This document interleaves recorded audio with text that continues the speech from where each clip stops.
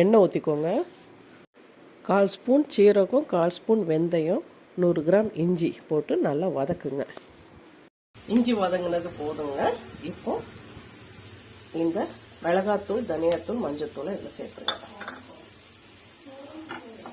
பச்சை வாசனை போகுது வரைக்கும் நல்லா கிளறி விடுங்க. ஆஃப் பண்ணிடலாம். நல்லா ஆறுனதுக்கப்புறம் மிக்சியில் நல்லா அரைச்சிருங்க. கடாயில் எண்ணெய் ஊற்றிக்கோங்க. கடுகு, காஞ்ச மிளகாய், கருவேப்பிலை போட்டு தாளிச்சிருங்க.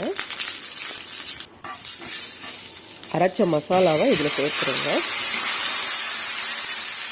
தேவையான அளவு புளி தண்ணி சேர்த்துருங்க.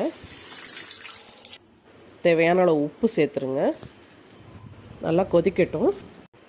நல்லா கொதித்து வத்திடுச்சுங்க. இப்போ கடைசியாக வெல்லம் சேர்த்துருங்க. அவ்வளோதாங்க, பச்சடி ரெடி. ஜீரண கோளாறு இருக்கும்போது இந்த பச்சடி நம்ம சேர்த்துக்கிட்டோன்னா ரொம்ப